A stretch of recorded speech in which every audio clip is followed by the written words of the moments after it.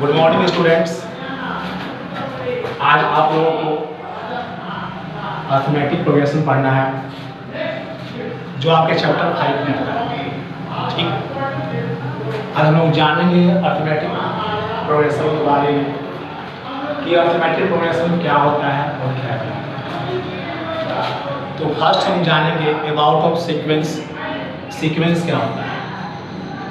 Some numbers arranged in a different order. Some number arranged in a different order according to a definite rule are said to form or sequence. कुछ number ऐसे arrange किए हैं जिनका जो order काफी fix होता है, निश्चित होता है, एक डिफरेंट रूल के अकॉर्डिंग, उसी को हम लोग सीक्वेंस बोलते हैं। एग्जाम्पल में आपका हो गया 1 2 3 4 5 6 7। ये सभी जो आपके हैं नेचुरल नंबर आपका है जो एक सीक्वेंस का निर्माण करता है। जितने भी आपके नेचुरल नंबर आपके हैं वो एक सीक्वेंस का निर्माण करता है। जितने भी आपके ऑड नंबर्स हैं वो भी क्या कहलाते हैं? सीक्वेंस। जैसे कि आपका 2 हो गया, 4 हो गया, 6 हो गया, 8 हो गया, 10 हो गया, 12 हो गया, ये सभी आपको सीक्वेंस का निर्माण है। जितने भी आपके जितने भी आपके ऑड नंबर हैं वो भी आपको सीक्वेंस का निर्माण करते हैं। 1 3 5 7। इससे आपने देखा होगा कि 1 3 5 का बीच में जो गैप है वो 2 का गैप है, लेकिन 1 3 में करेंगे माइनस, वहाँ भी 2 का गैप आपका हो गया। 5 में 3 से करते हैं माइनस, यहाँ भी गैप का आपका 2 आपका गैप आ गया। तो ये सभी आपके जो है ये सीक्वेंस को शो करते हैं। अंडरस्टैंड? एग्जांपल में आपको हो गया ऐसे 1 2 3 4 डॉट एंड 3। ठीक, ये सभी आपको सीक्वेंस बनाते हैं। The numbers occurring at the end place, वह आपका नंबर जो एंड के प्लेस पर किसी भी सीक्वेंस के एंड प्लेस पर आता है उसको हम या तो tn से या उसको an से क्या करते हैं? डिनोट करते हैं। tn और या an से शुरू करते हैं, डिनोट करने का वर्ड करते हैं। अंडरस्टैंड? तो हम लोग आगे बढ़ेंगे, जानेंगे about of arithmetic progression. Arithmetic progression क्या होता है और क्या नहीं होता है, इसके बारे में आपको जानना होगा।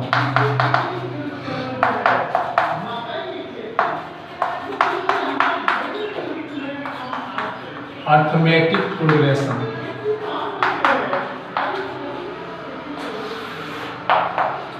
आज पढ़ना हमको है अर्थमेटिक नंबर, अर्थमेटिक प्रोग्रेशन के बारे में कि अर्थमेटिक प्रोग्रेशन क्या होता है, क्या नहीं होता है। और sequence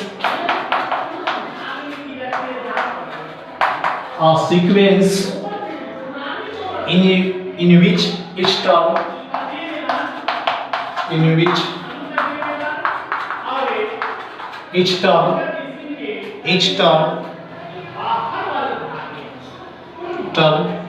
differs from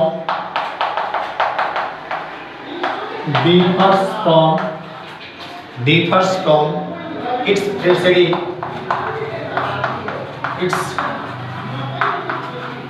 preceding term by a constant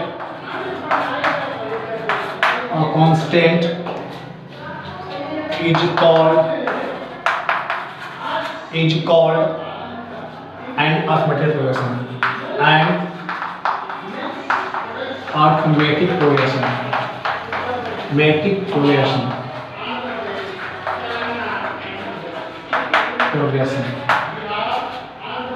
It is denoted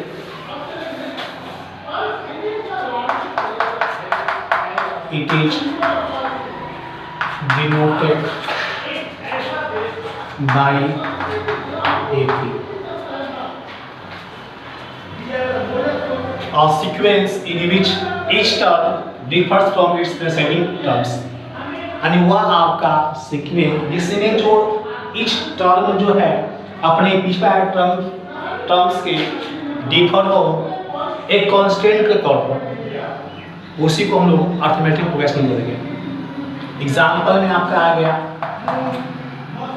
1 3 5 7 9 11 dot dot dot dot and. यहाँ पर जो डिफरेंस निकालेंगे तो हम यहाँ पर 2 पाएंगे, यहाँ भी डिफरेंस निकालेंगे हम इसके बीच में 2 पाएंगे, यहाँ भी डिफरेंस निकालेंगे इसके बीच में हम 2 पाएंगे। तो आपने देख रहे होंगे कि जो प्रेसिडिंग नंबर का डिफरेंस है बिल्कुल कांस्टेंट है, मतलब कि फिक्स है, जो आपके सामने यहाँ पर दिखाया गया है 2 2 2 तो आप फिक्स पाओगे डिफरेंस। तो जहाँ पर आप डिफरेंस को बिल्कुल कांस्टेंट पाओगे, फिक्स पाओगे, उस नंबर को हम उस सीक्वेंस को अर्थमेटिक प्रोग्रेशन में कहेंगे। यही आपका एपी होता है, अर्थमेटिक प्रोग्रेशन। मतलब कि एक सीक्वेंस में जो नंबर्स के बीच डिफरेंट यदि कांस्टेंट हो वही हमारा अर्थमेटिक प्रोग्रेशन कहलाता है। एग्जाम्पल और लिए आप लोग एग्जाम्पल है 1 4 8 12 16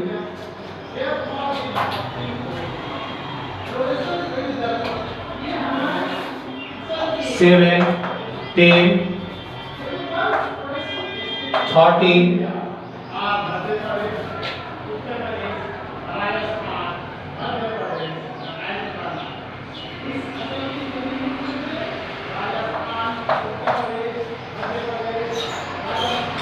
etc। ये भी आपका सीक्वेंस का फॉर्म करेगा। इसमें जैसा आप लोग यहाँ 1 4 इसमें भी डिफरेंस करते हैं 3 पाएंगे, यहाँ भी 3 पाएंगे, यहाँ भी 3, यहाँ भी 3, तो ये सभी आपको अर्थमेटिक प्रोग्रेशन का फॉर्म को शो करेगा। अंडरस्टैंड? तो हम लोग आगे जानेंगे हम लोग आप कि जो डिफरेंस होता है उसका नाम क्या दिया गया है। जो दो नंबर के बीच डिफरेंस है उसका हम बोलते हैं कॉमन डिफरेंस। कॉमन डिफरेंस जिसे हम लोग डी से डिनोट करते हैं, जिसे हम लोग डी से करते हैं डिनोट।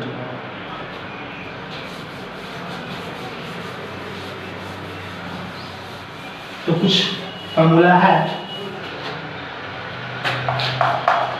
to find term या nth term।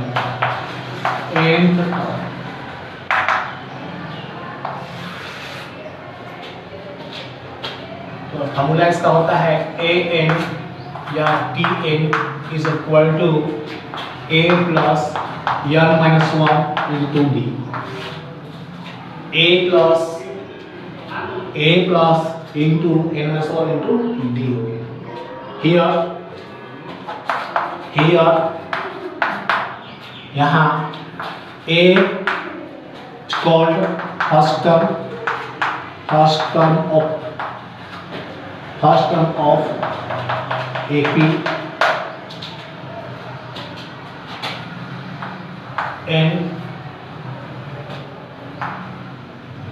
number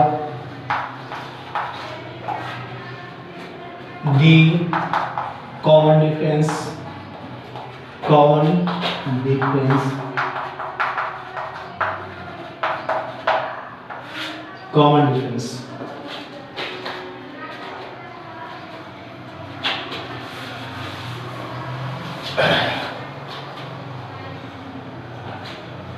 suppose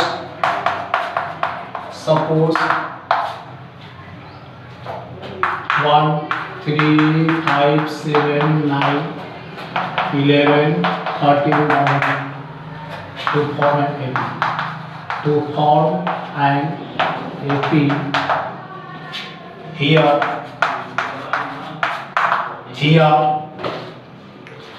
इस सीक्वेंस का, इस AP का जो पहला टर्म यहाँ पर है, जो फर्स्ट नंबर है 1 है, जिसे हम लोग A से करेंगे। यहाँ पर A आपका 1 है, और डी निकालेंगे हम लोग।